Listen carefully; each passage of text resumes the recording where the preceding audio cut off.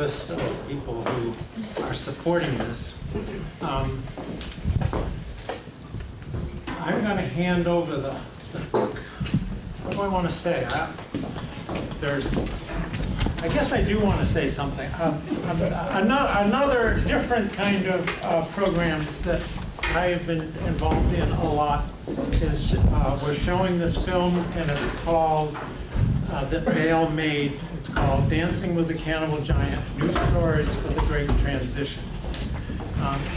And it's really, when we think of the title of this series, which is the Swayze series, Grassroots for the Climate Emergency, the work I'm doing in another sphere, another sort of set of programs that actually just showed last night in Chelsea, brought it to the, in Chelsea they just opened up a new community arts center and presented there. And the film really gets, the goal of the film and the program that follows it is to really get at the connection, or to explore the connection, both as an individual and collectively, whoever's in the room at that time, about the crisis that you really think, oh. People can't hear too well, Chris. It's not you. No, I know, but the problem is that I'm terrible with the mic. Well, then What's the problem? I like Ike and still on the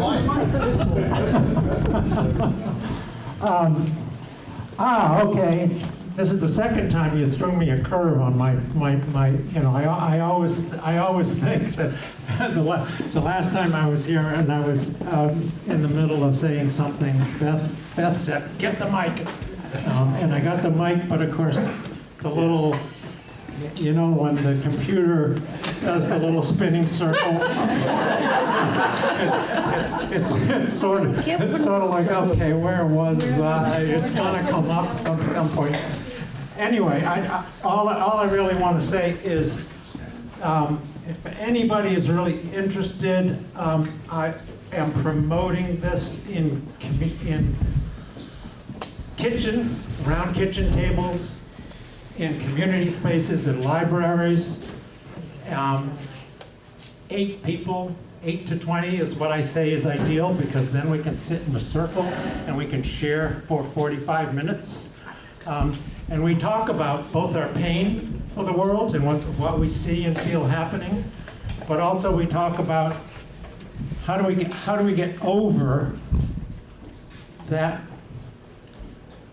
For some people, you know, I call it a hump. Our challenge individually and collectively to actually vastly shift the way we live and relate to the world.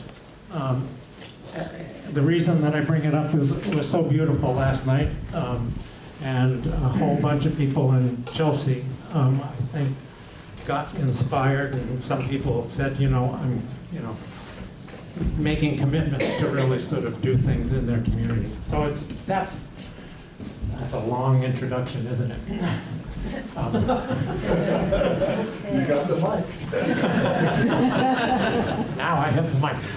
So anyway, I want to thank you all for coming. I'm grateful we've gotten to program number 6, supposedly the end of the series, but I'm going to hand it over to Kat for everything from here on. Thanks, Chris.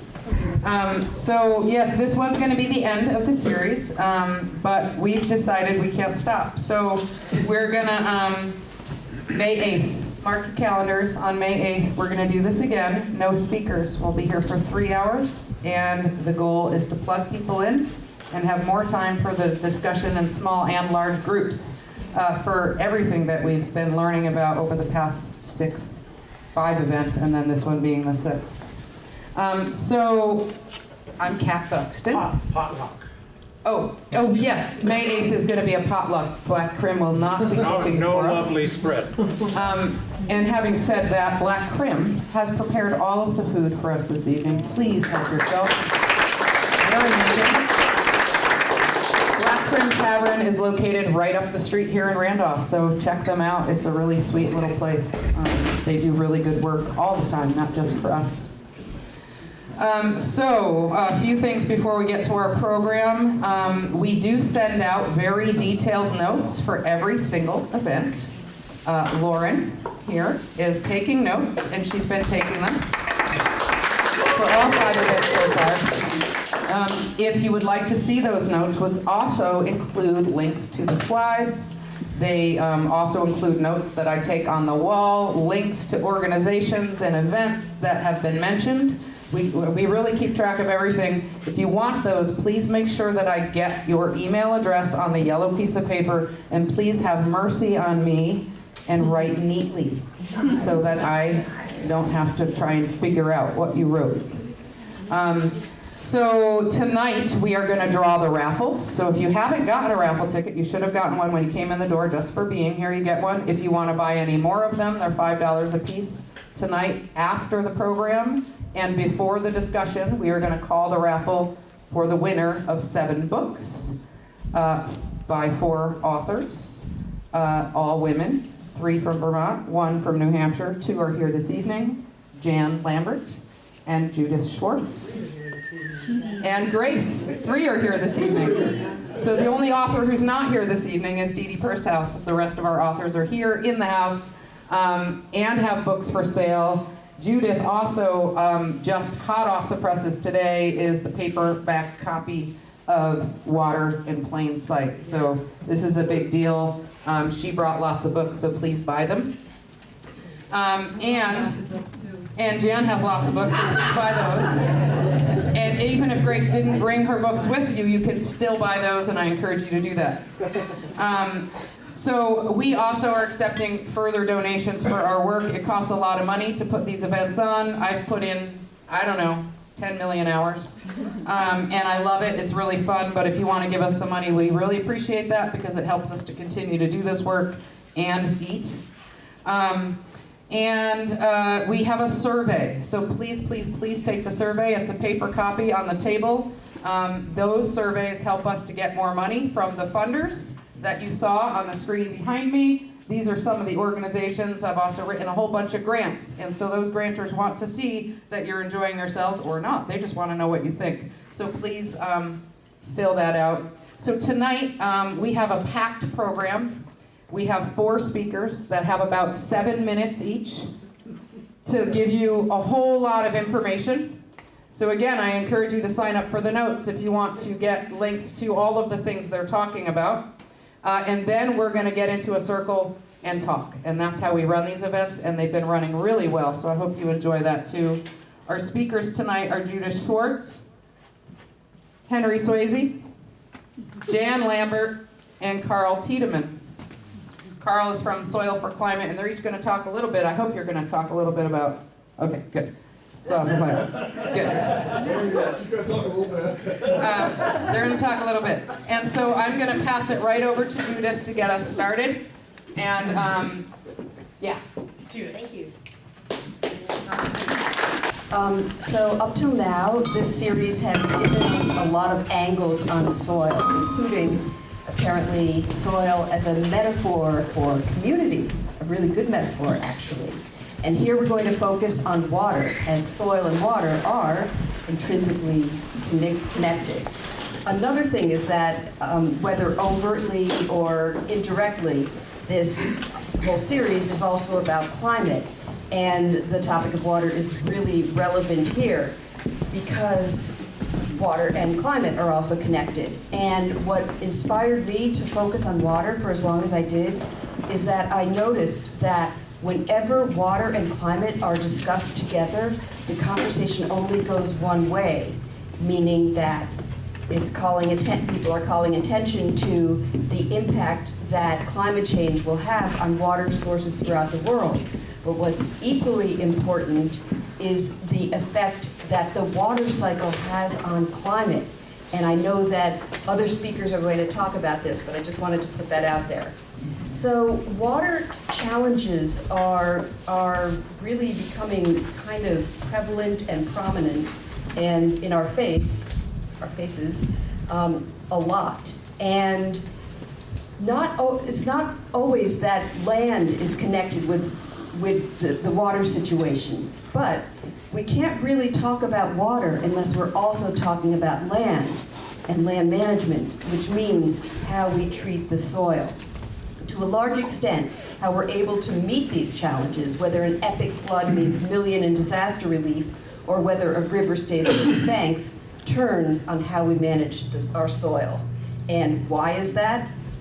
Because as this series has emphasized, living carbon-rich soil is a sponge.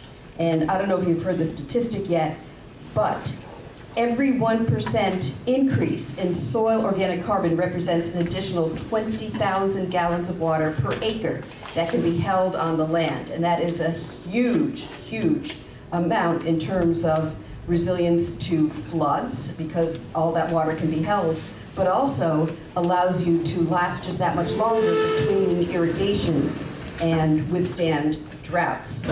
When people think of water infrastructure, this is generally what they mean. This lovely little bit of work here, this is the LA River. It's a 51-mile concrete corridor that channels rainwater out of the city and dumps it, pollutants and all, into the ocean. My colleague Brock Dahlman calls this the pipe shed, as opposed to a watershed, which I think is an effective way of calling attention to the disconnection between water and the land. So let's rethink water infrastructure. Maybe we can think of soil as our water infrastructure. This can work on many levels. First, there's the surface of the ground. If soil lacks plant cover, whenever it rains, it seals over and water streams away, carrying away precious topsoil along with whatever pollutants are in its path. With bare ground, falling raindrops batter the soil. I know that we think of rain as mild and nourishing, but seen under the microscope, rain striking bare earth is a kind of violence. Particles flying upwards like shards of glass, leaving empty craters. Soil covered by plants or mulch is sheltered. On a zoom lens level, we can see water infrastructure in the soil aggregate, where, as we've learned, so much happens. Well-aggregated soil has pore spaces for water to linger and filter through, replenishing underground water stores. What we now see as water problems, perhaps we can understand them as a failure to keep water in the ground problems. And here in Vermont, as in everywhere, we can address this by tending soil, making sure it doesn't degrade to lifeless dirt. When people talk about water, it tends to be water as a noun, as something bounded by place, something that you have or I have and maybe we fight over. I like to think of water as a verb, and I believe this is a crucial understanding for climate, as water processes, meaning the movement of water across the landscape and also through the atmosphere, is a tremendous conveyor of heat. I mean, if we pause to ask the question, how does the Earth manage heat? We would find the answer in water-based processes, but this tends not to come up in discussions of climate. Other speakers will be offering insights on the kinds of dynamics in nature that move and modulate water.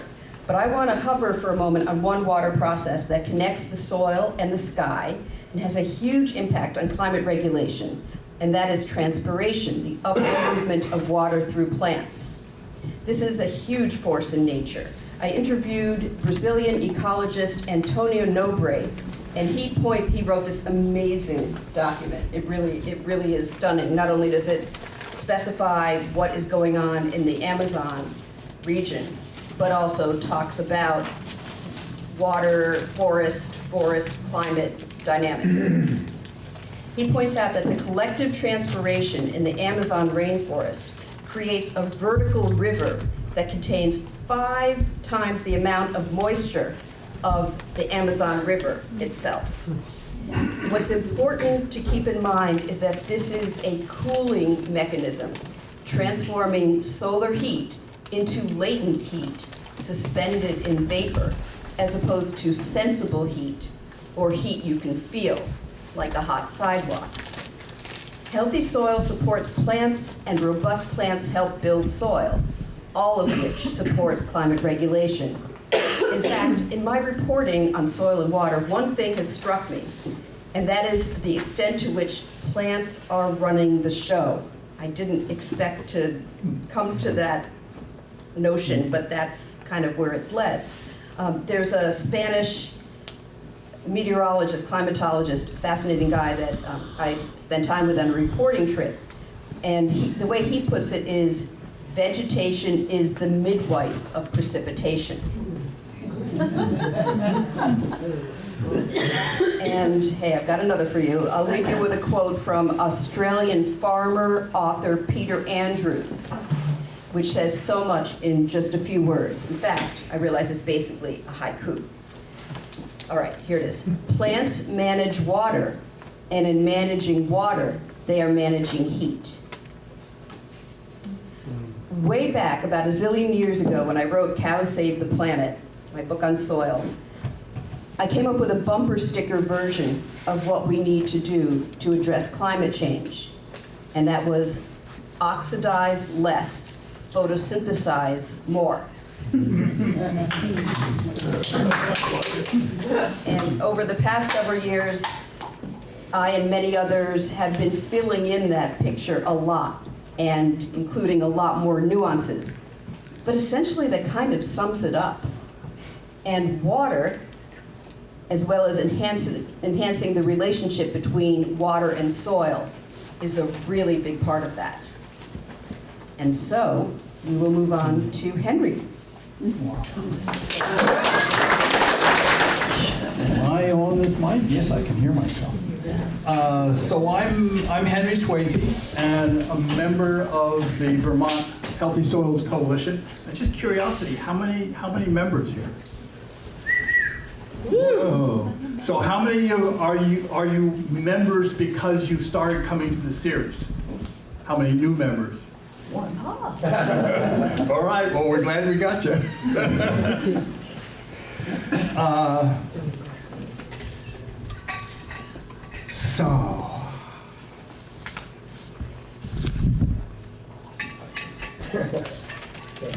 So I'm gonna talk about cooling the planet. We've already gotten set up for that very nicely. And we all ask ourselves this question: what do we need to fix climate change? And at least most of us, I imagine. And it's pretty daunting. I now believe that we actually have to focus on cooling while we're doing everything else. That without the cooling component, we won't win the battle. And this gentleman, Walter Jenner, Australian plant and soil scientist, he really transformed my thinking from thinking that we had to sequester carbon in order to fix climate change to thinking that we have to actually jump in and cool the planet now. So I have really bad news and really good news. Oops. And we'll do the bad news first. So the World Health Organization estimates that 250,000 people will die each year as a result of global warming. That's in the 2030 maybe 2050 time zone. That's equal to 18.8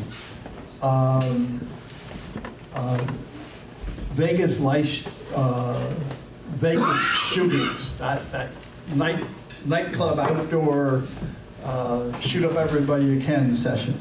18 a day. That's what that sort of number translates into. And the International Panel on Climate Change says we only have about 10 to 15 years time frame to actually start to cool the planet. We actually have to flatten that temperature curve down.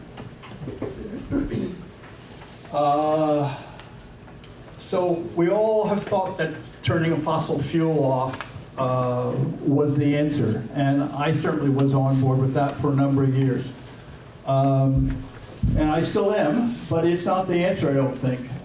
So the question is, do you know what would happen if we could grab hold of a big switch and at midnight tonight just shut off all fossil fuel? What would happen to our temperature? Keep going. They keep heating up. And it would go up for as much as another 100 years. We've already stored a lot of CO2 in the environment, and it needs to get pulled out before you actually get a downward trend. Time is limited. As that temperature rises, we start getting positive feedback loops. You people probably all have heard about these horror stories. And those positive feedback loops will give us runaway warming, and we won't recognize the Earth. This is temperature, what's been happening, and this I think finished in 17. But this curve is not only going up, the red line is the average, not only going up for the temperature, but it's actually getting steeper going up. So right now, we're not doing it. So, okay, I've done that one. We sequester carbon. When do we start getting cooling? And it takes, if we were to sequester carbon really fast, we might be able to get done in 20 years, start getting cooling out of that sequestering. We'd certainly make it so the temperature didn't rise as fast. Now, some very good news. So now we're going to look at the power of natural systems. And so the first component here is to realize that when the sun shines on bare surfaces, whether that's a plowed field, an asphalt driveway, a roof, that surface gets hot. And that heat's radiated out at ground level. And that ground level radiation has to go somewhere, and it goes up and tries to get back to space. So that's heat, that's sunlight in and energy and radiant heat, infrared heat trying to find its way back out. It has a hard time doing that because we have microhazes and we've got humidity in the air, and there's a lot of feet of climate or of air between the ground and space. But space is cold and it's ready to absorb that if we send it there. So that bare, if you look at it from a field point of view, that bare field is likely to be 40 to 50 degrees warmer than the ground under a tree or under a plant. Enormous difference. And part of that is, as Judith said, it's because we're getting evaporation from the tree or from the plant. We are capturing that heat and sending it up. And if we were to do that, cover all the bare surfaces with actively growing plants, not all dead ones, but actively growing plants, longer the grazing season or longer the growth season, the better. We actually could cool the planet faster than greenhouse gases are currently warming it. So that alone would offset all the warming that's currently going on, and it would draw down carbon as well. Now, for some more good news, we do the water cycle, since this is a water evening. And that water cycle is driven by that solar heat coming in, getting evaporation at ground level, getting evaporation from plants, and being sent up to clouds.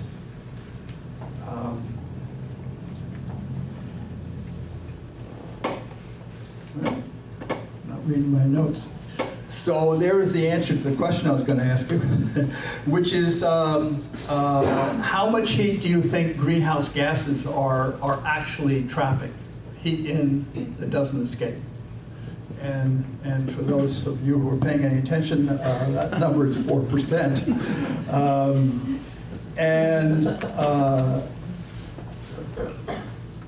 then we'll go on to, if we're looking at that water cycle, how much heat is being moved around by that water cycle, that evaporation and raindrop formation cycle.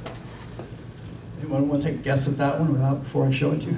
60%, I hear. 95, but that's very good. So 94%. And so why are we spending so much time thinking about the greenhouse gas piece of this and not paying attention to that water cycle and what it can drive?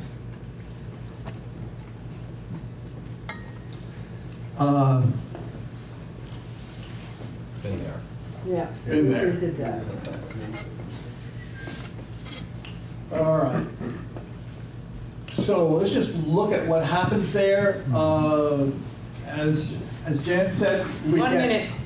Okay, we get evaporation at ground level, goes up to clouds. When it gets formed into a raindrop, that heat is released. It's closer to space, so more heat escapes than if it just the heat had stayed at ground level. So it's a pump to throw heat back into space. So we need a raindrop to do that, and those raindrops require a hydroscopic nuclei, something for the raindrop to form around, and those hydroscopic nuclei in part are coming from bacteria that live on the surface of plants. So if we get plants growing, we will get more raindrop formation as well as the cooling that comes from the shading and from transporting heat from the ground up to cloud level. So I think that with that, we will roll it on to Jan. Let her tell you some more about it. So before I start in on my slides, I just want to point out that I have a table full of stuff here, and I'm hoping to give away a lot of it tonight, as well as hopefully sell a few books. But the main thing is to get the information out there. And I'm an editor and a writer, so I'm also started an online library at our new organization called Voices of Water for Climate. So information is my thing. And I've got plenty of it to offer, and I'm just barely getting a chance to just introduce you to it now. So please take a look at the stuff on the table later. What Henry said about the water cycle is very important, and there's even more great things about restoring water cycles. This is something I've been studying intensely for the last few years. Water cycles act directly on the climate as well. By restoring the water cycle, you can restore climate. And this book was written by Michael Kravchuk in Slovakia. It's called Water for the Recovery of the Climate, a New Water Paradigm. You can download it for free from our website. And it's all about what he calls the New Water Paradigm, which also is located in a new publication called the Valley Water Journal, which we just started last month. And on the second page of it, there's a chart describing what the New Water Paradigm is all about. And it just starts out by saying, the water on land, the old water paradigm, water on land does not influence global warming. The new water paradigm is an important factor in global warming, maybe the change in the water cycle caused by drying and subsequent warming of continents through human activity. That's very important. Just wanted to let you know there's a lot of serious research is being done, particularly in Europe. I have a scholarly paper called The Indirect and Direct Thermodynamic Effects of Wetlands Ecosystems on Climate. It's all about the extreme importance of evapotranspiration, which is a combination of evaporation from plants and then evaporation from the land itself or water bodies. The statement of this is, we argue that persisting with the dogma of climate change caused by the greenhouse effect alone results in society ignoring the most important functions of natural vegetation, manifest through their direct effect on climate and water cycling.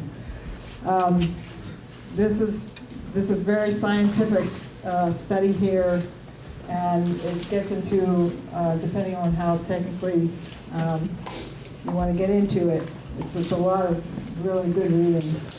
But I'm going to lighten things up a little bit by just getting into, based on the vast importance of wetlands, how many of you realize how important beavers are to wetlands?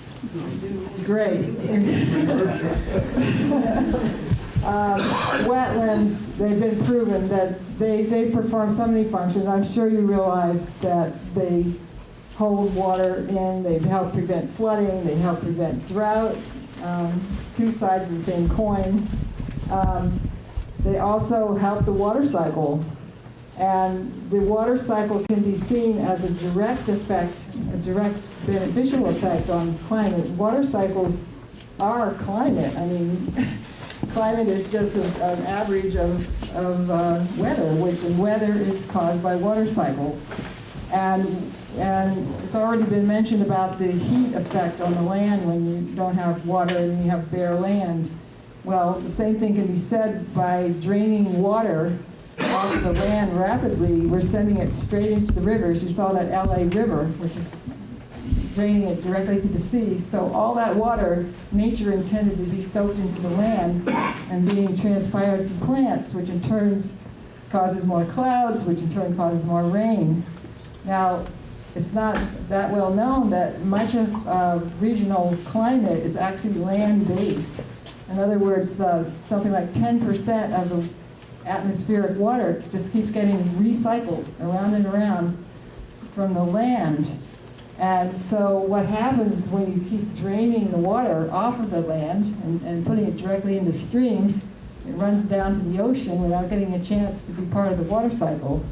And that's on top of the fact, as Judy mentioned, it exacerbates drought and flooding.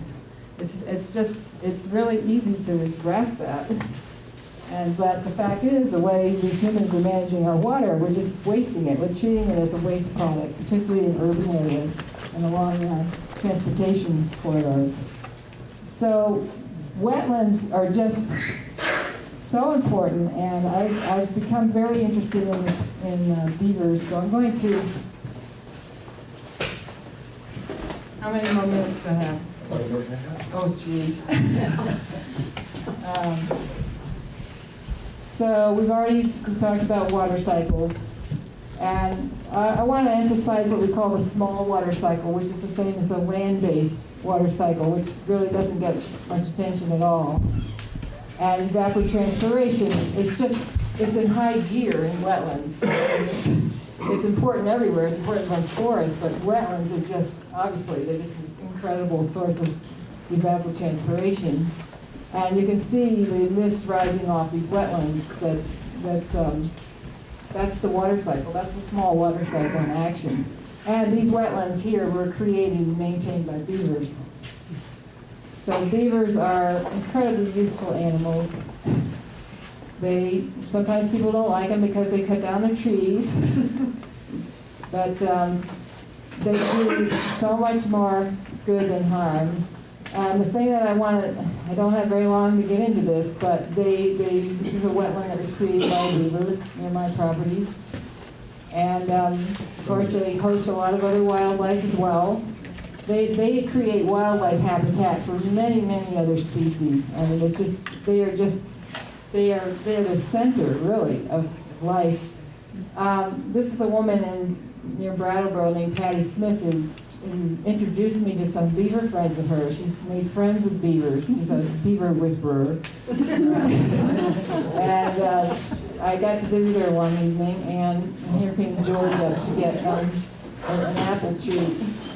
And she's she's a director of the Bonneville Environmental Center down there near Brattleboro, and she's been studying these beavers for 10 years. One of them is getting quite elderly.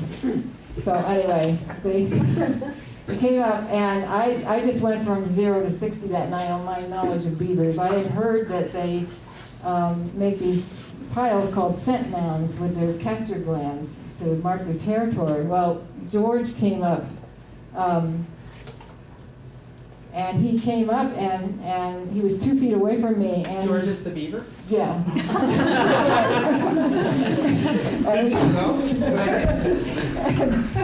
It's George and Willow is his wife. Okay. George came up, and he was a few feet away from me, and he was there in the water, and he started pushing this dirt at me out of the water, and he just got it up on the land, and he patted it down, and he turned around. And I said, well, I guess George just built me a scent mound. I guess yeah. And Patty says, oh, you got to get down there and smell it. You know, it's interesting. It kind of smells like Woodsman's bud dope. Yeah. Yeah. And so anyway, that was just really a turning point for me, meeting a beaver personally, and just seeing, you know, there's the two of them together. Actually, Willow lost one eye. She's the one on the right with a piece of apple. Patty is a wildlife rehabilitator, and she was able to treat Willow's eye infection. She was able to save one of her eyes, and that she's got such a rapport with these beavers. She was able actually to put ointment in their eyes. And so the other thing I've got to get into is about Skip Lyle. Now, most people are in favor of beavers, but there's a lot of beavers being killed in Vermont, and your town has probably got a road crew that goes around and gets rid of all the beavers they can because they're so afraid they're going to flood the roads. Well, that's almost entirely unnecessary because that's Skip Lyle there. Skip Lyle in Grafton, Vermont is world renowned for inventing the beaver deceiver, and he's shown on his property that you can live in harmony with beavers. And here he's cured a flooded road, and he makes it so the beavers and humans can live together. He just did a project down in Marlborough, Vermont. I just particularly wanted to point out, he did it this spring, where he actually improved things. He made everybody happy because they had drained this fire pond because it was flooding the road, but then they lost their fire pond because the beavers weren't there to keep the pond going. So Skip brought he came in and he built one of his beaver deceivers, and I've got all kinds of stuff about it if you want to know. And so he brought in his beaver deceiver, and not only that, but he built a platform out on the pond, and he's got it so calibrated that the pond is going to rise to a certain level and no more. And so now the fire department can come and they can bring a fire truck there and go out on this nicely constructed wooden deck and get the water they need. So everybody's happy. It's very harmonious, and I'm all for harmonious solutions. What was his name again? Skip Lyle. And I've got brochures up here. Afterwards we can talk all about it. But I guess it's time for Carl to talk about holistic grazing. Is that what you're talking about? Okay. Yeah.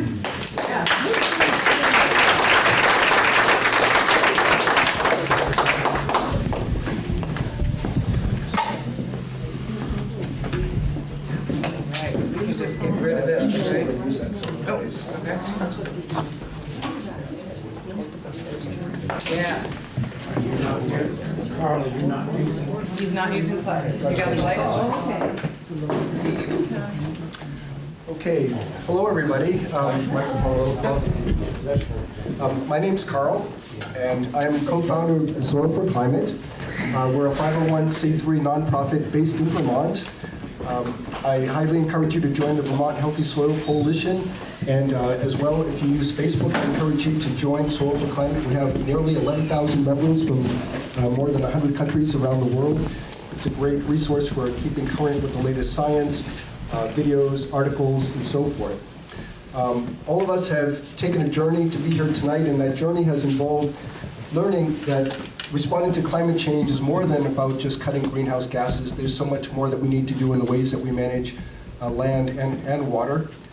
One of the important ways that's come out during the series is holistic planned grazing. Cows have been getting a terrible rap, but thanks to the disruptive biological innovation of Alan Savory, a wildlife biologist, we've learned now how to manage animals even in some of the most challenging climates around the world, in a way that is beneficial by emulating the impact that the wild herds have had through their coevolution with grasslands over approximately the past 40 million years in their exquisitely tuned grazing patterns that led to the nourishment of the prairies for so long. With all of my other co-speakers tonight having presented the slides and a lot of technical information, I would like to continue the journey through a poetic process. I've written climate and environmental poems throughout my life, and at each stage they've represented what I was thinking and feeling at that time. So the first two that I'll share date back to my pre-soil days, not really knowing what the future looked like, could any hope be found, and so forth. The first one dates to 1990. I had just read Bill McKibben's book, The End of Nature, which had come out the previous year. And it was just before the Montreal Protocol was signed. For those of you who don't remember, that was to limit the chlorofluorocarbons going into the atmosphere to protect the ozone layer. The poem is called Lament of a Green. The skin on my back should be brown, but it's red. This summer's tan is a burn instead. As UV levels climb through the roof, industry heads remain aloof. Less ozone fills the southern hemisphere. Well, what is that for us to fear? Traditionally, the South gets trashed for short-term gain and a big wad of cash. It's downright American to lend a helping hand while wreaking eco-havoc upon a foreign land. But foreign is passé. We're all next door. Our third world sins now pound against our shore. Imperial flags are yet unfurled. Red, the blood of species no longer of this world.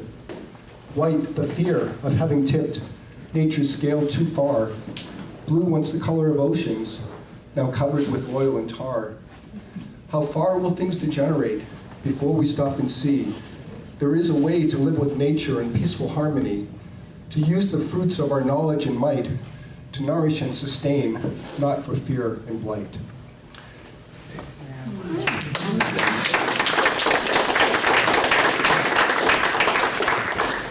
Continuing along my hopeless phase, my next poem, written in 2006, it's called Apocalypse Almost Now, or The Midnight Ride of the Valkyries.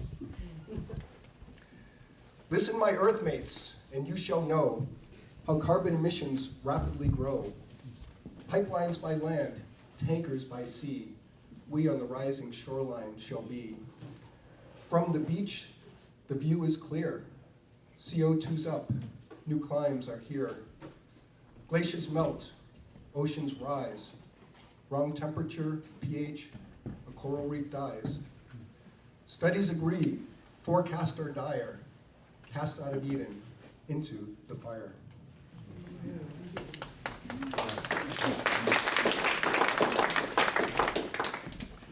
Then I began learning about soil.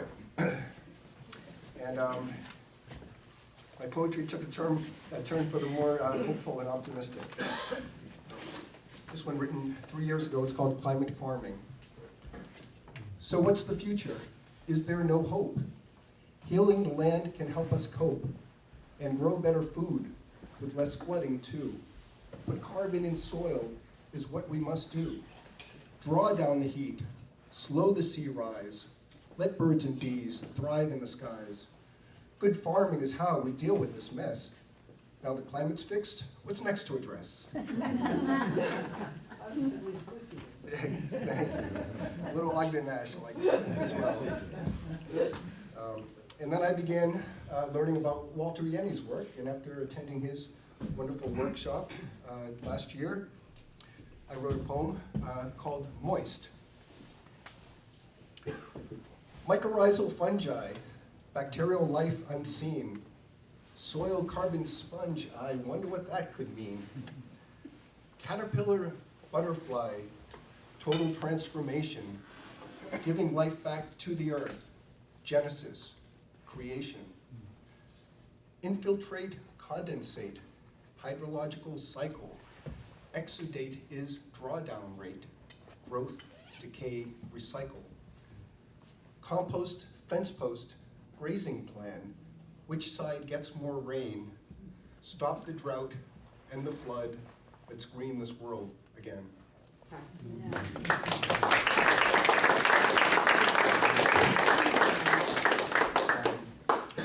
On a personal note, growing up, I was very much a fan of John Denver, whose music helped me connect with my love and passion for nature and for the environment.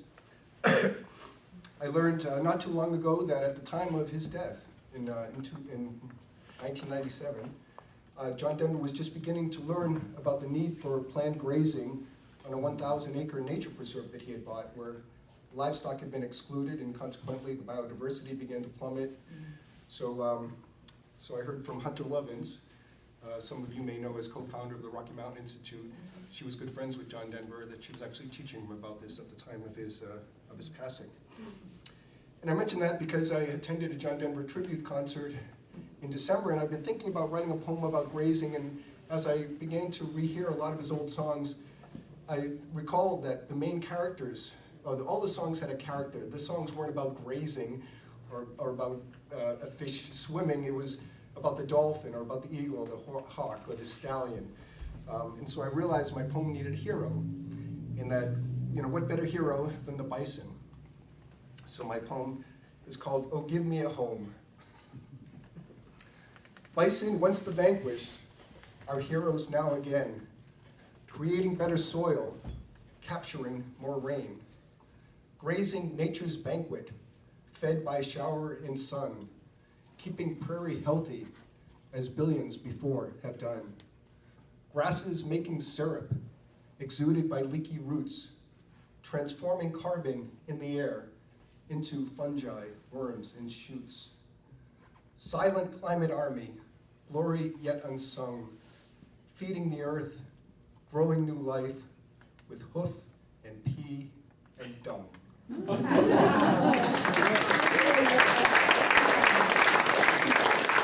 Heading toward May 8th. For us, that means that we're going to get together and figure out how we can plug into all of the amazing things happening already in our communities, and what new amazing things we need to get going, because there are certainly a lot of them. We're not doing it all. We're not doing nearly enough, but we're doing a lot, and we can do more. So I want to hear from all of you. What are you thinking about? Do you have a question that's been burning? You're not going to get an answer, but we are going to write that question down, and we've been tracking the questions and comments from these sessions, and those are what is shaping how we're going to work on May 8th together. So what you say is actually incredibly important, not only to all the ears in this room, but into shaping the future of our work. So we're going to pass it around. Please also say who you are and where you're from. Henry Swayze, Tunbridge, and my question is, how do we make the most change the fastest? Chris Wood, I want to add one thing. If you're thinking you want to come on the 8th, can you indicate that as well? And I don't want to add any time. Hi, Cochran. I'm from West Hartford on a small farm. And I will be coming May 8th. I'm looking forward to May 8th.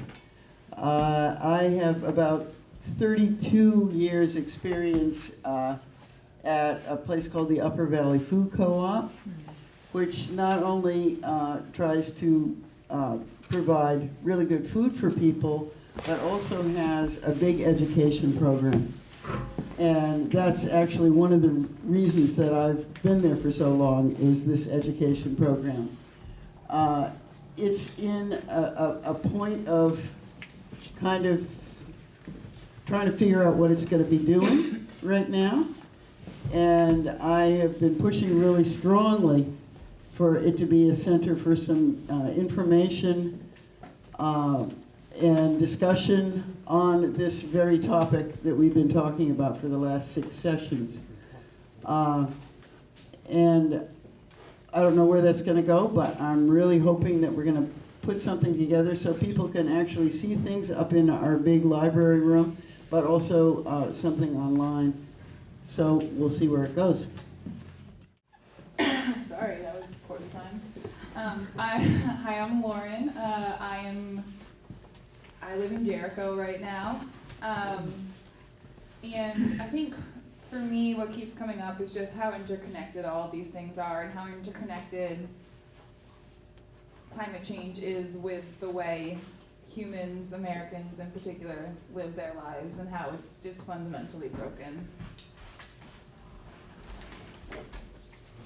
Hi, I'm Beth, and the first thing I have to say is hooray for Henry, because every time. Point it at your mouth, don't hold it up. Okay. You're Yeah, good. okay, I'm saying hooray for Henry. Thank you, Grace. Every time he's been using his little slogan about cooling, I've thought, yeah, huh? But tonight, now I see he's actually talking about something that I can understand.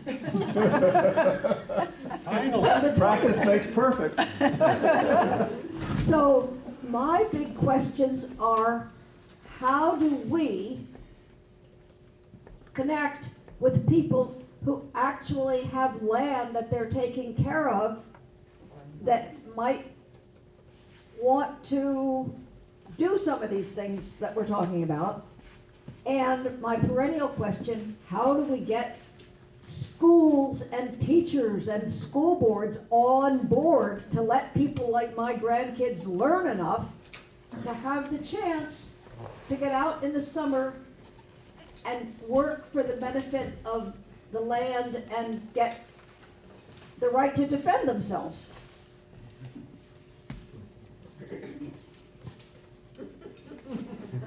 My name's Jessica Wright, and I live up the road in Braintree here. And this is actually the first of the series that I've been able to come to. And I don't have a question, or maybe I have too many questions, but what strikes me is how much I have to learn, and I really appreciate being able to come here. And clearly there's a lot of work that's being done, and that needs to be done too. And I appreciate what people are doing here.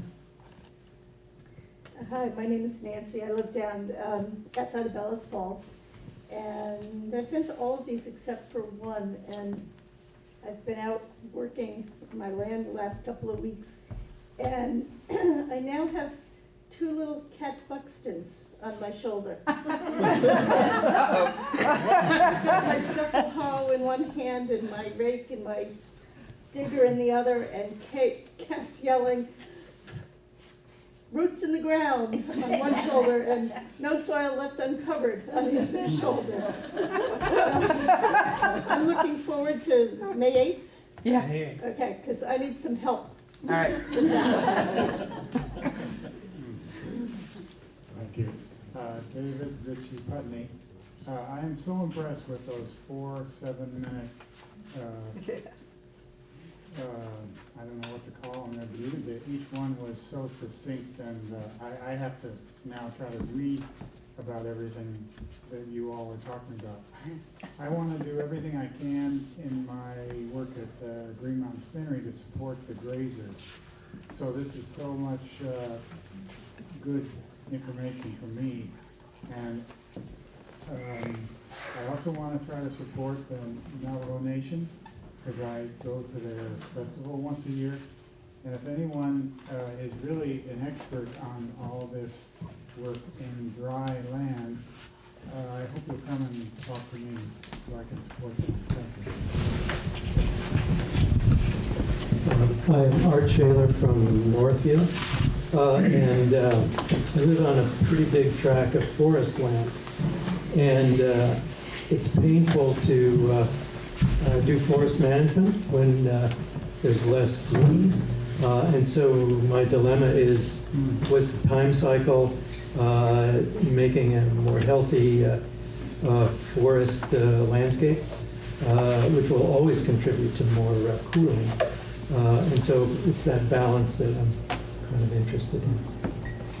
And thanks for the poems, I thought they looked bad. My name is Karen Bixler. I live in East Bethel. And I just can't thank you enough, Pat, for this series, because like you, I've got her on my back when I'm out starting to dig roots. Whoops! Made it better later. My name is Lisa Lascori. I live in Bethel, and this is only my second one of these series that I've come to, but what I've been thinking of is how much wealth of information and experience we have here, and I'm looking forward to the next meeting where we can come up with ideas of what we can do collectively. But I also have a lot of young people that come to our farm to get engaged and to learn, and I'm not seeing them here. Like, I'm telling them about these meetings, and I'm not seeing them come. And I want to find out, what does it take to put a fire under their butts, to get them to, it's one thing to have a quick conversation or to learn something fast from somebody on the ground, but it's another thing to actually invest and to let those deep roots penetrate and slowly absorb stuff. And sometimes I'm finding that the generation that I'm interacting with a lot wants to just get it all right now, or they don't have time. And maybe that's just me, but that's kind of what I'm sensing, and I want to find out how we can grab them and get them involved and give them the patience to find out what they can do. My name is Jenny Christensen. Hold it like this. My name is Jenny Christensen, and we have a small organic gardening business. My passion is nurturing the community soil. And I am 100% yes, yes, yes to everything I hear tonight. And it's upbeat and it's encouraging, and I've been debating back and forth what I have to say. Maybe nothing at all, and just blow away like chaff. But Microphone? I heard that we should share our questions. And so there are things that I've been pondering and questioning, and I thank you for listening. It's, I think we need to jump ahead, because what I have to share is a downer. But I think we need to keep on keeping on as long as we're able to keep on. I live under the open sky because that's where we do our work for most of the season. Spring, fall, the summer, even parts of the winter. And I thought, my grandmother taught me to always look at the sky. I always look at the sky. We are in a place where the sky is big. And for the past 3 years, I've been noticing jets leaving lines in parallel, in diagonal, perpendicular. I'm amazed at how many of my friends are oblivious, but then they don't live under the sky like I do. I don't know how many of you have observed. It's lessened now. It was much worse 3 years ago. I think they moved from place to place. But I noticed that the sky in the morning to the southeast usually has cloud banks, not always, but as a rule. And in the evening, there are cloud banks. I noticed, not so much now, but over the past 3 years, many, many jets, leaving plumes, that then broaden and meld into clouds. I noticed cloud shapes that I've never noticed before. I don't know how many of you are aware of these things, but I ponder why. I also have noticed something different in the sky as well, where I'll see the light of the sun behind these cloud banks, and the light will be here and the light will be there. And I think, okay, so the clouds are thinner here, they're thicker here, and then they're thinner here, so I see light here and I see light here. But I haven't noticed that in the past, and it may be because of the cloud banks and the artificial clouds. And I wonder why. In the past 2 summers, in the afternoons, I notice a quality to the sun that is very burning. I've been out in the open for summers decades. I'm in my 60s now. So that's 5 decades. And it's unique. It's unique. And I expect the intensity of the sun will be great this summer as well. On Saturday morning, March 9th, I lifted the shade in our kitchen, which faces due east. And it just so happened that the sun was in its place where there were no trees, so that I could see a perfect, clear sunrise, and it was a uniquely clear morning. And I love to watch the sunrise. I love to watch the sunset. I love to watch the sky.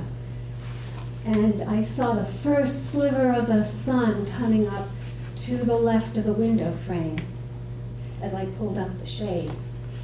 And I stood there to watch it because it's sublime and it's majestic and it's powerful. And then when I was watching it rise ever so slowly, there was a second orb that rose to the left of it, just a thin little sliver.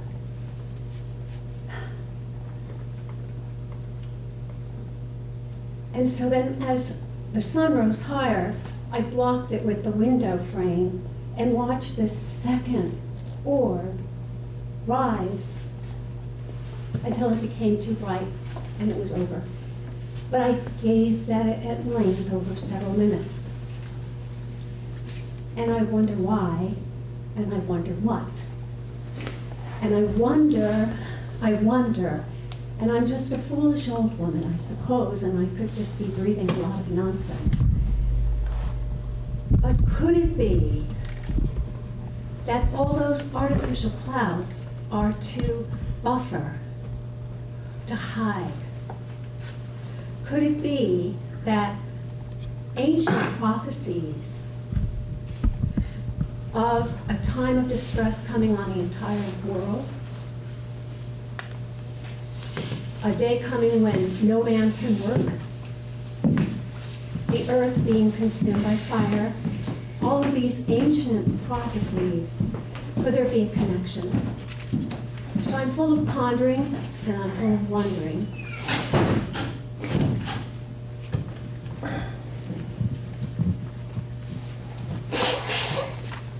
Hi, I'm Tammy Jo, and I know I talk about my grandchildren all the time, but they're key, I think. I don't know, a lot of like teenage kids and stuff, but I spend a lot of time with my grandchildren and trying to teach them everything I learned, and I'm hoping to work with people to learn what I can do and learn more to teach my grandchildren that are coming up through, and anybody else I come in contact that's interested in how to save ourselves, basically.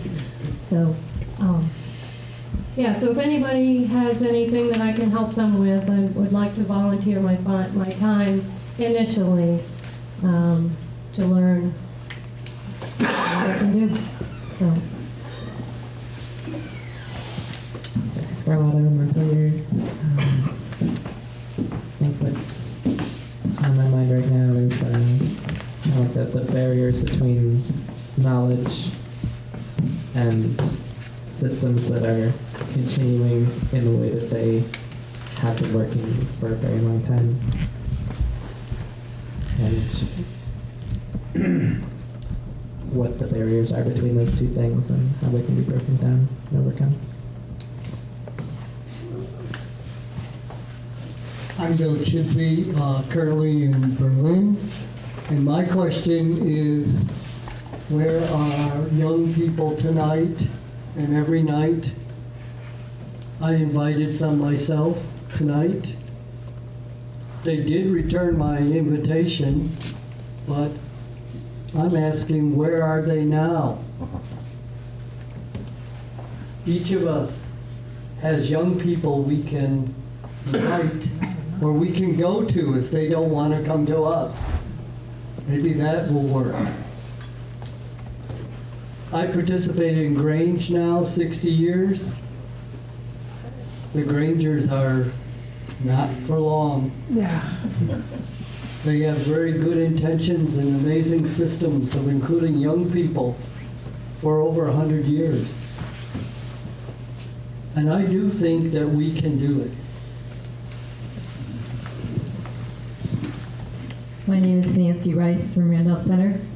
I've only made a couple of these, but it gives me hope to see so many people caring about the land and nature, and so and working together. My name is Mike Bald, Royalton. I guess my question is, why would you give me the microphone? Not to make light of it. I wake up. I'm gonna honor the 30 seconds. I wake up every day with a new question. And first of all, I feel gratitude for waking up every day.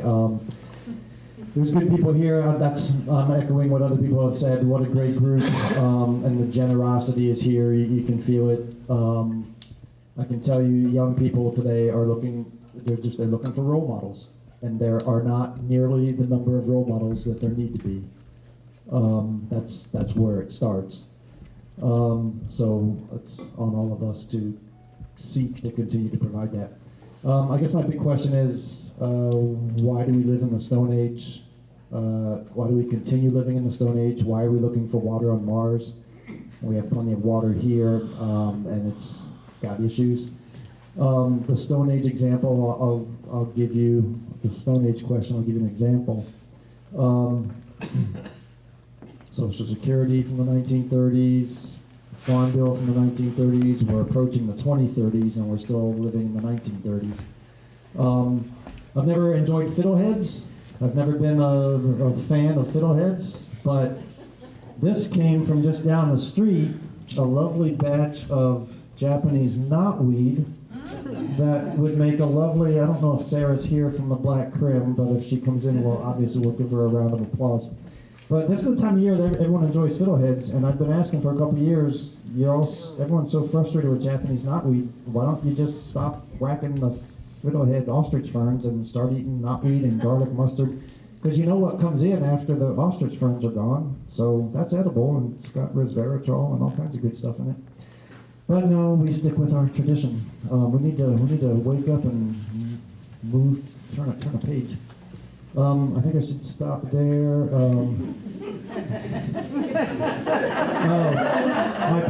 My point is, I heard today, I was at the Pesticide Advisory Council meeting today, the only member of the public that was there.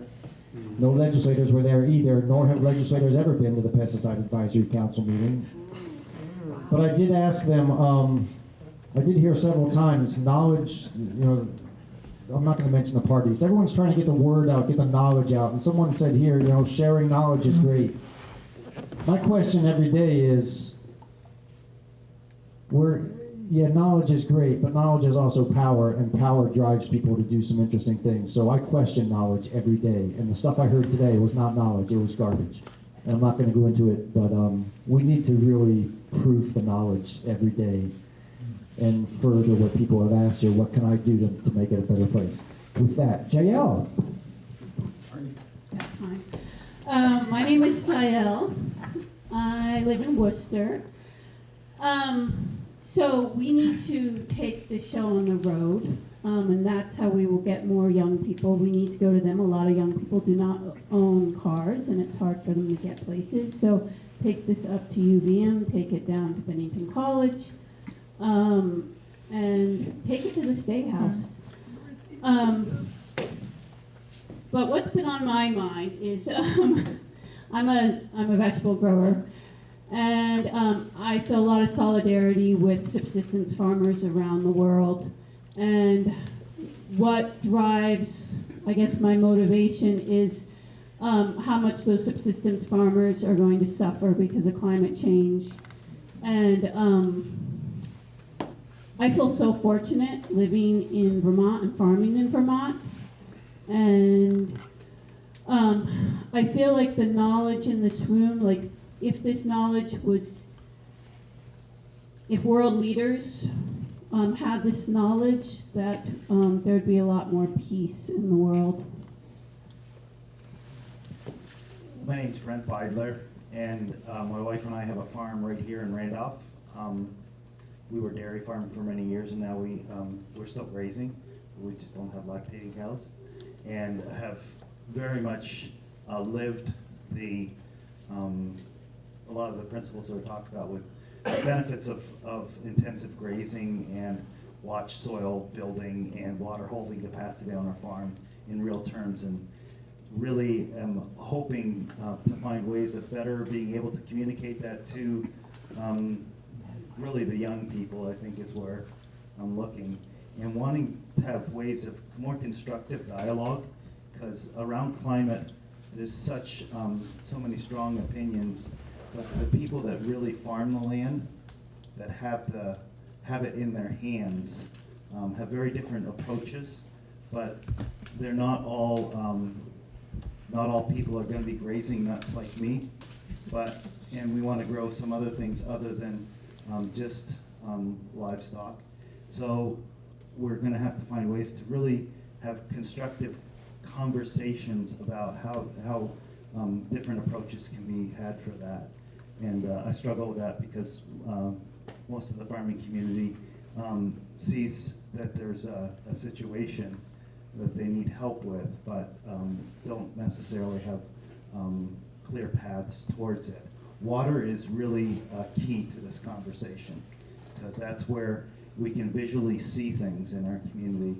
Water rainfall simulations, where you can watch the water holding capacity with our own eyes. And so I'm very appreciative of this series. This is the first one that I attended, but I really have appreciated it tonight. I am Lynn Wild from Montpelier. I want to thank the two people that rode up with me today from Montpelier, the two young people. They might not consider themselves young people, but they're at least 30 years younger than I am, so thank you. In addition to working with the tree board in Montpelier, which I've been doing for about 4 years, I also have about 0.08 of an acre of land inside the city of Montpelier, and most of it's covered by my house. But the part that's not covered by my house is now covered by blueberries and raspberries and asparagus and 30 hazelnut trees, a cottonwood tree, floral raspberries, lingonberries, cranberries. And I have been fighting the battle every spring with my husband not to rake the leaves away. And my question is, how can I work with my neighbors in town to keep the leaves on the ground rather than putting them in plastic bags and sending them off to the stump dump? If you've got the answer to that question, we can talk online. Thank you. Hi, I'm Charles Williamson. I'm from Darlington, South Carolina, but I'm working for Luna Blue up in South Burlington. It's really a great introduction to New England for sure. I really wholeheartedly agree with the role models point that was made. My role model is Judith Schwartz, and you just give them, for young people that you know that you want to bringing to, I don't want to speak for like an entire generation or whatever, but it's, what helped me was definitely having role models, and I think that's very powerful. Folks like Judith, folks like Alan Savory and Peter Donovan, folks like that who are out there, you know, with a passion. And y'all were talking about how it's hard to convince younger folks to realize a passion and discover these really important issues of water retention and erosion. But I'm wondering what methods have y'all found effective with addressing those issues with older generation farmers who do care about water and do care about the soil quality, but do not want to change methods. Tony Keller from Braintree. Question is, how can local farming and local consumption be accelerated in our communities? I'm Robin Russell. I'm sorry to have arrived late. I really wanted to hear Henry speak. When I first came to Vermont, I bought an old farm up in Tunbridge, and Henry was doing rotational grazing, and I learned a lot about rotational grazing and the connection of land and culture. So I guess my question, to the point of you know, in the context of a changing climate, various threats against us that we're all facing, in the bigger picture, how do we keep heart? How do we transition together? And what can we learn from the soil, from nature, from the patterns in nature? I do a lot of traditional dance and music, and have learned a lot about the patterns from those traditions that mimic the growing of things, or the branching, or the various patterns. So the Grange, yes, there's knowledge being lost very rapidly and not being transferred to new people. But I guess my question would be, through this connection of our hearts and our minds, is there a way that maybe we do communicate this knowledge and pass it on in a way that organisms in nature do, and we don't quite understand, and maybe we won't understand, but that there's hope that it can happen? Hi, my name is Rick Gottesman. I live in East Bethel. I'm one of 4 people who are this spring beginning a small community, small houses. And one of the things that we're talking about is in the future, right? We're about to put in our first garden. It's just to get us started. But in the future, we're thinking about how can we work the land and bring animals to the land, and what can we grow. And so we're talking about a permaculture plan, and et cetera. And so this group right here, and the idea of soil, has given me another dimension to think about. So when we start thinking about what is the next step, this is a resource now that I can tap into, and there's a lot of experienced people around here in animal husbandry and growing different crops and whatnot that we can use. And we want to make this available, this land, which is about 40 acres, available to young people. It's sort of like a laboratory, and that's the partnership between the generations. Most young people don't have land to experiment on and learn, and they're looking for places. So we want to make it available, and this is certainly a great resource for all of us. My name is Stephen Marks, and I live in Stratford. And I guess my question would be, how can we get people to understand that taking care of the earth is a spiritual journey, and that it's our journey, that we are all spiritual beings, and what we have to do is take care of this earth. My name is Tate. I'm from South Stratford. I guess I don't know if I have the specific question right now. Obviously, 1,000,001 different concerns. Lately, I've been thinking about bank erosion as the river behind my apartment is washing away. I guess also trying to find some sanity in the process, thinking about what is natural and what is unnatural, and I think trying to hold on to a little bit of faith that there is a bigger system that maybe will help do the work that we think that we're just responsible for. So knowing that like nature has this incredible ability to balance itself out when there are times when it becomes unbalanced.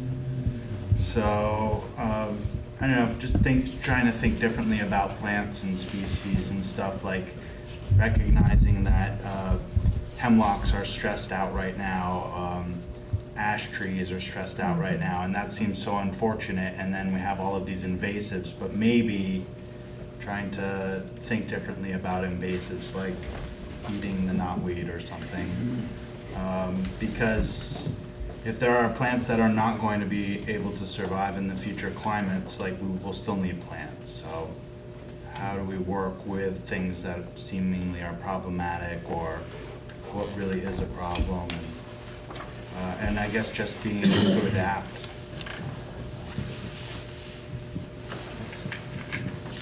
My name is Keith Walsh. I live in Bedford. I am the, in case you missed it, the very, very lucky and blessed winner to just go home with a lot of knowledge. And I've been feeling that way too from all of the events that I've been coming to here, and even all of the information that comes through the copious amounts of emails. I'm a wiser person every single day. So thank you all for everybody who contributes in that way, and especially to the authors that I'm soon to learn even more from. My question is one of quite a few, but really thinking in terms of what plant are we hearing most about in terms of the general public these days, and it's the cannabis plant. And this is on the news almost every single day, it seems, when I watch the news, which is maybe biannually. So I think that there is a way for us to utilize this coming cultivation of a new cash crop to not only help support our farmers, but to bioremediate our lands, to bioremediate ourselves with the medicine that comes from this plant, the animals by using it as feed for the animals, building materials, fiber, new products, new industry. The Fairbanks up in St. Johnsbury became famous for a scale that they invented to put their hemp on the train. So let's keep in mind what's been done in this state in terms of utilizing that plant, not only as a profit center, but also as a way for us to all reach homeostasis. So how do we help integrate this regenerative practice into this coming industry? And how do we help take advantage of the continued conversation around agriculture and helping to put the regenerative narrative into that through our public media sources? I just want to pipe in and say it's 8:30, which is our official end time, so we wouldn't be offended if people want to leave, but we sure hope you'll stay. Hi, my name is Jesse Markson. I'm starting a small mushroom farm, looking to create a no-waste mushroom farm and integrating it into perennial agricultural systems. Very glad that this series has been hosted. I've learned a lot more about rotational grazing and soil health. And even though I've known for a long time and feel like a lot of people in my age group have known for a long time that there are a lot of problems, I think a big issue is just the getting past the stagnation point of feeling like it's too big, and it's kind of like it's denial, denial, denial, and then okay, it's now too late. And I think I have just some curiosity of what other people's thoughts are on how to slow down while speeding up, like how to slow down and let people have time to really absorb the enormity of the information that it's taken me, and I'm sure many other people resonate with. It takes time to absorb all of this different biochemical interactions in our Earth, on this biosphere, and all, like every single element of our day-to-day lives is going to change whether we want it to or not. But how do we do this intentionally and learn intentionally to slow down and allow that time and space to do that in a comfortable way, but also flip the paradigm in a quick way so we actually have a livable climate to work with. I'm not sure if that's a clear question, but I just like to talk to people more about that in the future. I am Sandy Gamure. I'm from Heartland. I live at Cobb Hill Co-Housing. I've come to a few of these, not all of them, but I so appreciate that it's been a series and not just a one-off, one-day workshop, because like you were saying, it takes time to absorb all this information, and it's just helped me to think about it more on a daily basis, having the series and all the notes that come through. And I just wanted to mention something. I was a volunteer at Flavors of the Valley. I don't know how any of you go to that this year by chance. Well, I was helping, and I ended up being kind of guarding the back door, and I found myself between a water table that was set up, I can't remember exactly who it was, but I think it was Windsor Public Works or something like that. And on the other side of me was a soil tunnel for the kids. And it was this setup of kind of a thing that was set up about 4 feet or so high, and there were little flashlights there. The kids would take and go in, and they could see what the soil looked like underneath. There were things on the draped walls of this structure. So I'm helping the kids, go through that. And some kids did it over and over again. They just loved it. And then on the other side, I'm listening to the public works guys and watching people fascinated by their table, where they had, it wasn't sand, it was little tiny pieces of plastic that are made like sand, and the water's, running through, and they had little buildings and culverts and bridges and things. But I realized as I was watching and listening, no plants really, and I think they were mostly talking about the infrastructure pieces and how you go about doing that to control and move water. And I thought to myself, oh gosh, we have to, get some information to these people, and so that they're sharing how to, build up the vegetation around waterways, and it was just so striking being in between these two things and wanting to pull them together somehow. So I hope to do that. I've just started volunteering at the Heartland Elementary School for their garden, helping teachers do planting things with their students, and the teachers need so much help to have school gardens functioning at their schools, and they don't have much time. So if any of us have time to offer, I think that's a great place to reach out to the youth coming along, and they get so excited by what we're doing with them, and help them plant seeds and harvest stuff. So thank you. I'm Nicole Conti from Barnard, Vermont. This is only the second time I've been at this series, but I'm going to watch all the other ones because you've been videotaping them, so thank you for that. And I just want to say thank you to all the farmers in the room because I love to eat and I appreciate all the local food in Vermont, and I think it's so awesome that all of you work so hard and care so much about what you care about. And I'm not saying I don't care about it, but I don't picture myself doing your job, so just thank you. And then thank you for the series, and thanks for everybody sharing their sadness and as well as their hope and their good questions and intellect. It's just really great. My big question is how does one person and then a group of people, if you're working together, how do you stay focused? What do you focus on? Because there's so much. And I found one thing that I can maybe offer is on Wednesday, May 1st, is the Vermont Youth Lobby's Rally for the Planet.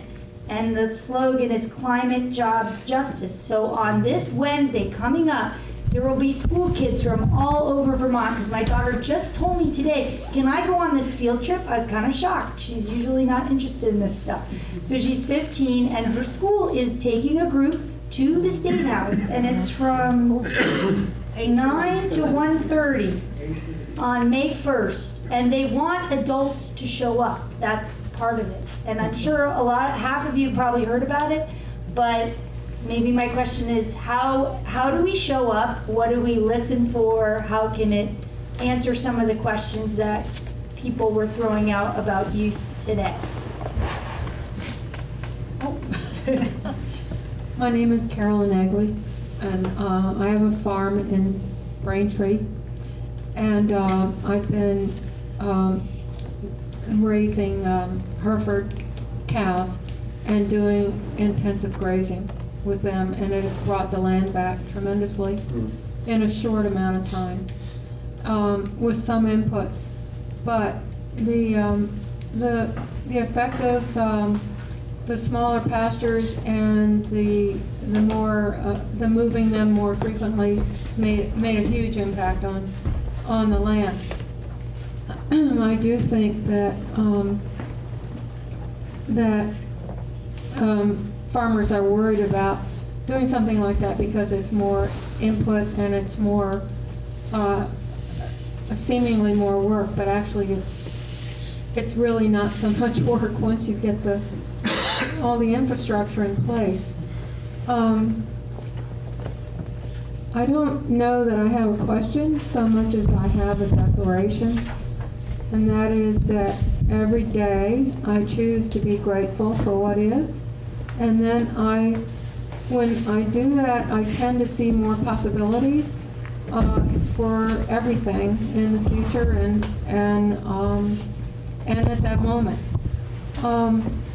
I do think that, like the coming back of the land with the simple thing of moving the cows more often, that that the soil actually sequesters carbon, and that there's a lot of, as I wasn't here for the whole thing, but I do know that that pasture land can be as important for sequestering carbon as a forest if the soil is in good enough condition. So it seems that the soil is everything, and I'm so happy that there's so much interest here in this. I didn't know about this series. I don't tend to read the paper. That's really what happens. So anyway, I'm grateful that this is taking place, and thank you very much. What's the name of your farm? Old Brainstorm Farm. It's the old brick house on Brainstorm Road with the big pond. Thank you. You took some of the words out of my mouth. I'm Jerry Ward. I live in Randolph Center. I am not a farmer. I'm not going to burden the group with another question, because frankly the questions are kind of oppressive in how big they are, how hard they are to answer. And that's kind of the message, the feeling I'm getting is that these interactions we're learning about, the big cycles with water, soil, how they're all so intertwined is really so big that I think that has something to do with why the youth aren't coming. They want simpler, more digestible ways of looking at the world. That's part of our challenge, as I see it, is to make it where they just have to learn the hard way. And one other problem I see that is maybe more my issue than others, because other people seem to have stopped talking about it, is population. I just can't think about air, soil, or water without thinking about population as maybe at least on a par, if not the fundamental factor that's behind all of them. I don't know what to do about it, but as far as how you go on and find hope in the midst of all this,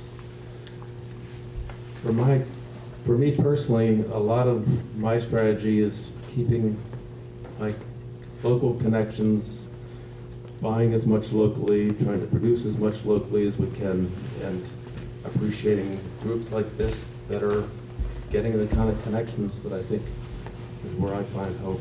And as I'd like to reiterate what Stephen Marks just said about never forgetting with reverence, our spiritual place in this earth.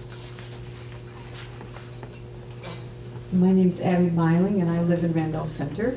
And I don't have a question as much as a reaction also, and Jesse, I got it right? Yes. I resonated a lot with what you said, and that's where I'd like to put my energy. Thank you.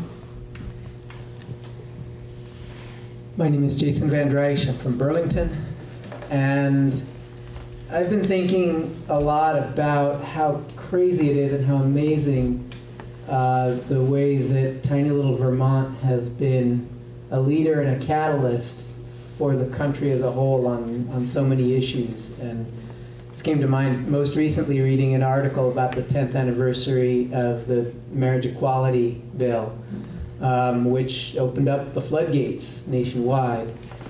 And in that context, the question that I'm thinking about is, what would it take to pass here in Vermont a Vermont Green New Deal that's grounded in soils and agriculture in the next 2 years? Because we sure as hell know there isn't going to be a Green New Deal in the next 2 years nationally. But boy, we might be able to pave the way.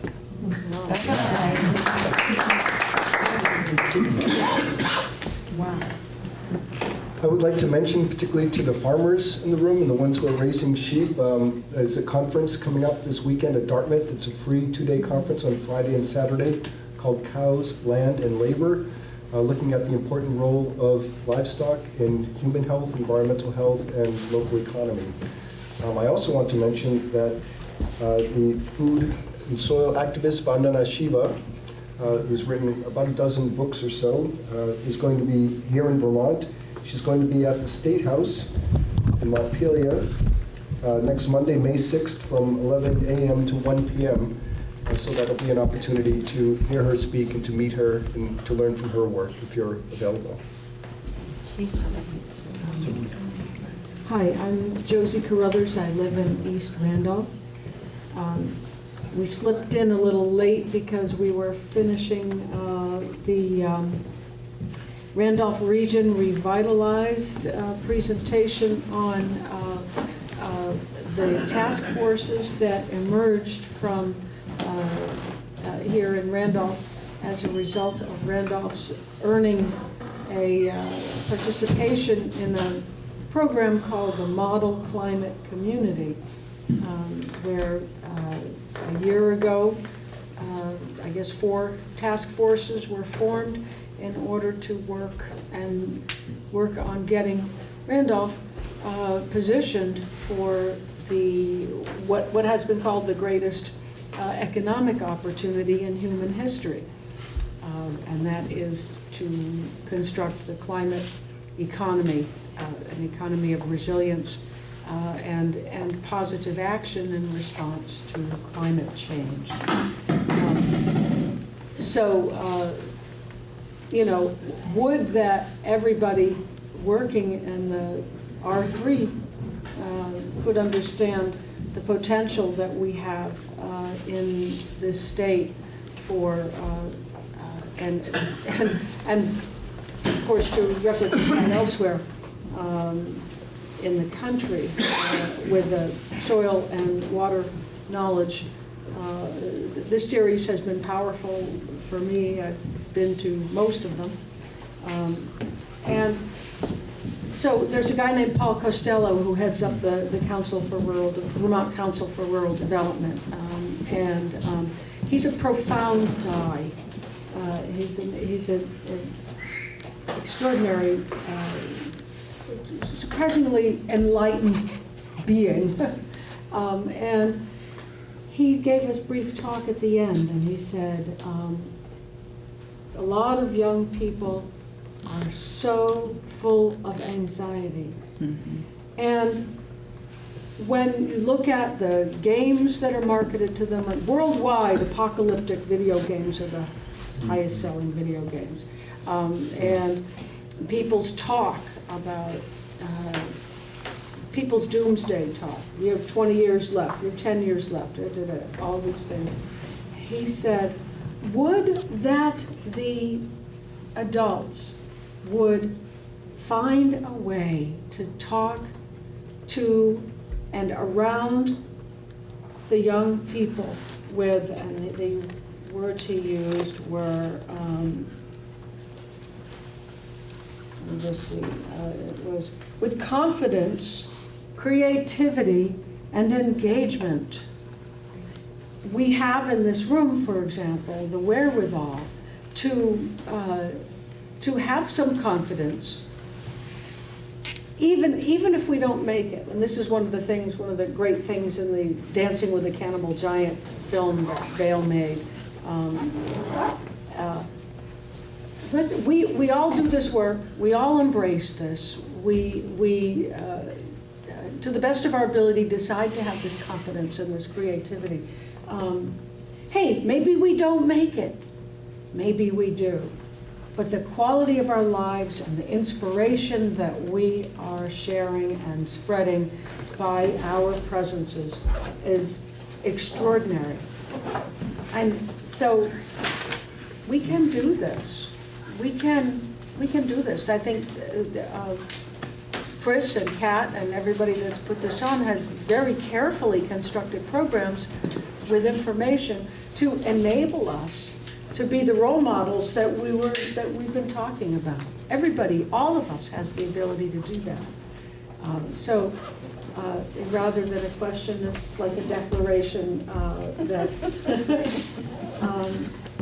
certainly I'm in it for the long haul. I'm in it to the best I can to be a role model, to talk with creativity, confidence, and engagement around young people, to remember that climate change, while, yes, the largest crisis that humanity has yet faced, doesn't mean it's insoluble. We know that. So I encourage us, when we get together on May 8th, to remember those words and maybe make our own vows and declarations of how we can actually be effective. So I've been listening to everybody, and it's all so valuable, trying to think how I could possibly add to all this, except by saying that the spiritual aspects of our existence have been coming to the fore. And one question that's always been in my mind as a volunteer after Hurricane Irene struck here, I was out there doing what I could, and so were thousands of other people. And the sense of unity and love and caring that are exhibited when a disaster strikes, it just shows you what's underneath people's everyday demeanor. And perhaps a group like this can, my question is, how do we tap into that underlying goodness in the human race where we want to be together, we want to be as one, we want to be working towards I was thinking about the whole, I love thinking about words, community. It just means with unity. And that's Vermont really is making a name. I just want to mention before I give this up that a year or two ago, Michael Kravchuk over in Slovakia sent me a link to a newspaper over there in Slovakia. Some of you probably don't even know where that is, but it's okay. Well, their cover story was on Burlington, Vermont. It was this big, long story about how Burlington was leading the world in sustainability for a city. So don't think that little Vermont can't make an impact. So I'm Tony E. Pryl. I'm married to Judith Schwartz, and among other ways that I'm lucky, I also get to travel with her, meet and photograph interesting people. I just want to make one observation from my own background. I was born in Johannesburg, South Africa, grew up there, and when I was in my early teens, the family moved to London, and London has a bank of clouds over it pretty much all the time, and to me it seemed like it rained all the time in London, and I missed the 350 plus days of sunshine a year in Johannesburg. So I was surprised when I learned that Johannesburg actually has a slightly higher annual rainfall than London does. And yeah, the big difference is it all comes down in about 3.5 weeks in summer, in December. Every afternoon around 4, the clouds build up, there's a tremendous thunderstorm, and the rain comes down. Something that's changed in Johannesburg since I was a child, there were always a lot of trees, and the trees are much taller, and Johannesburg is known as the largest urban rainforest, the largest urban forest in the world. Rio also has been given that distinction, so they can argue about it. But the climate has changed in Johannesburg since my childhood. And there are quite a number of birds that have come in simply because the trees have gotten bigger, there's more canopy, there's more shade. It's cooled off a little, but mostly it's more regulated by this canopy of trees. What this suggests to me a number of things, since we're talking about water today, is that we often talk about how much water falls, but what really matters is where the water falls, how often it falls, and what happens to it when it lands. And that's part of the topic of Judy's book, Water in Plain Sight. But it's an issue we all need to think about because water is vital to our lives, and what we do on the land and with soil really is directly related to the issues of climate and how water, climate, and the presence of drinkable water is possible. Thank you. I'm Judy, and I'm glad that I can actually answer a question. So someone posed the possibility of having, I think he called it a Green New Deal in Vermont, but focused on soil. So a colleague of mine, actually someone I'm writing a chapter about in my new book, Jeff Goebel, worked with people in New Mexico, and they have, it's passed. It's a soil health. It's soil health legislation based on those principles. And Dee Dee Pershouse is giving an online class for people interested in working on legislation and getting such a bill passed in their states. I don't remember when it would be on her website, I think. It's Monday, the 29th, I think. I will make sure it goes out. Okay. If you sign up, you'll get it. Okay, and I just think that's a great opportunity because Jeff has this consensus model of working with people, getting people to agree on, to see that they all want the same things and have to get there. And I heard about this process every step of the way. So anyway, if it can happen in New Mexico, it can happen here for sure. Although they've had a lot of water problems, and I think that really, you know, raised the stakes. Thanks.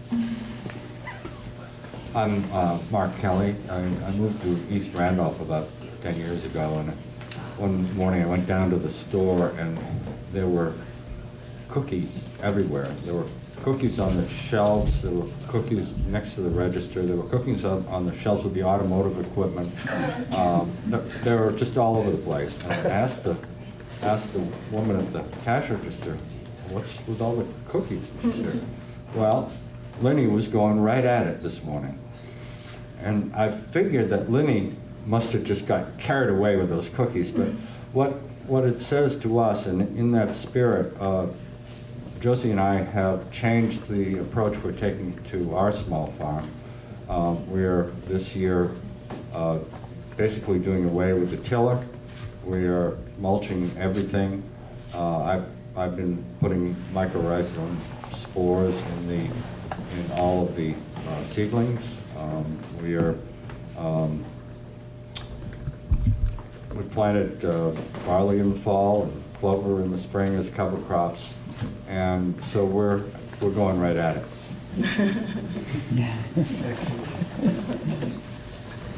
Well, thanks for everybody for who's hanging in there. I'm Grace Gershuni. I live in Barnet, in the Northeast Kingdom. Very grateful to be part of this wonderful coalition with all of these great folks. And I'm kind of fading out, but I had a few comments, like I'm so impressed by everybody's ability to do exactly 7 minutes and be really clear and succinct. I've got a role model here for you all, and I have tried to be a role model all my life, and I would love to get Dancing with the Cannibal Giant in St. Johnsbury. Yes. And I'm really glad for the fellow who won the books, and 3 of them are mine, and I think they're already signed.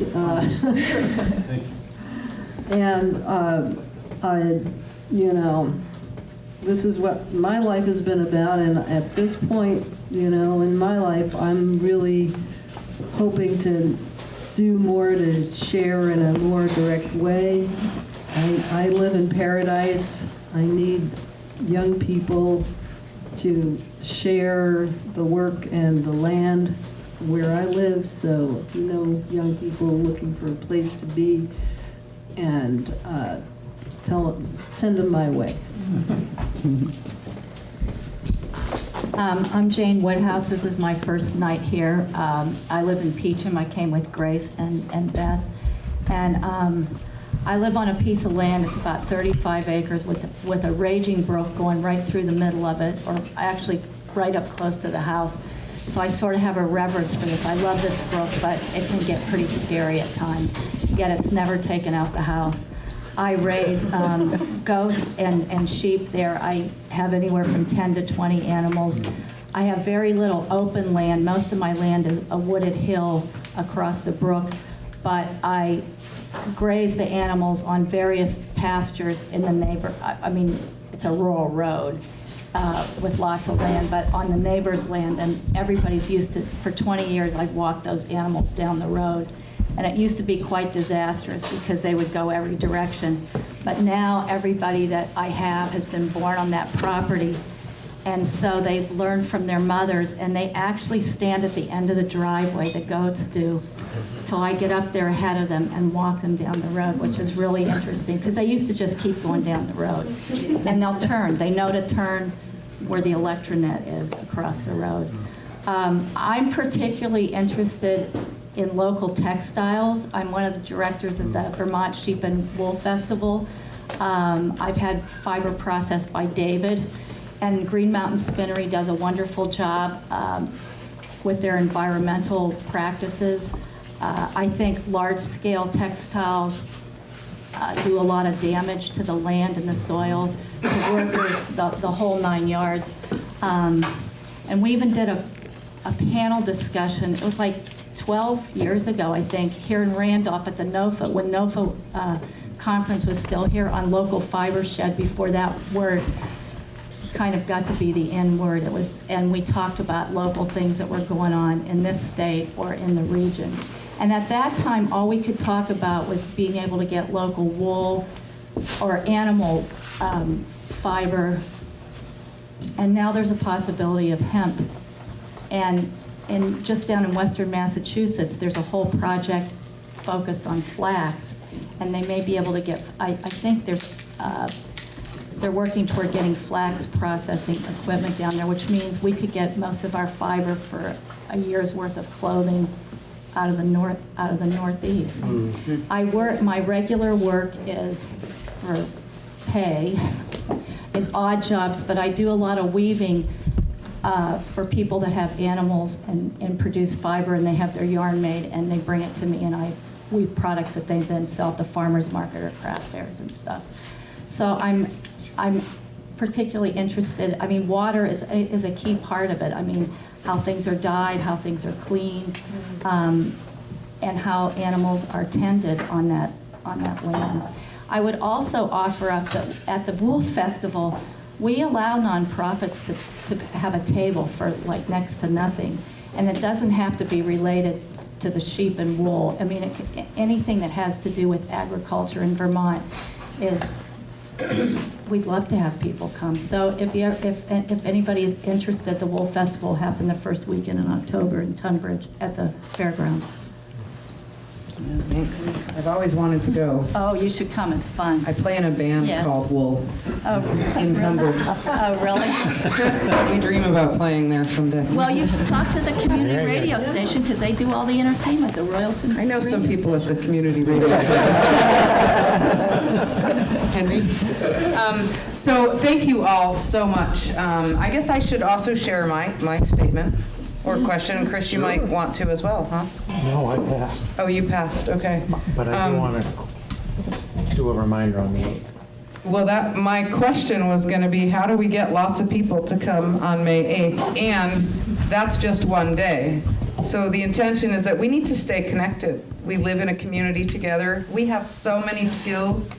And if you all could meet the 200 or 300 people that have come to these events total, just over 300. Yeah, Wow. I mean, it's amazing. For this series? For the six, for this counting series. everybody, of course, some people came for all of them, but it just over 300 people, counting the 50 that are here tonight. All on Wednesday nights, all between 7 and 9 p.m., 2 snowstorms. We still managed to get that many people. We did get a number of young people, but I realize there are definitely challenges. Randolph isn't around the corner from a lot of places, transportation, et cetera. We've got to keep doing this. I'd love to take this around the state. I'd love to bring in the talented people from communities all over the state. It doesn't have to be the same people. I think one of the things we're realizing is that we are the ones we've been waiting for. We have everything we need, and we need each other. We need everyone who's not in this room. We need everyone who's in this room, and we can do this. We can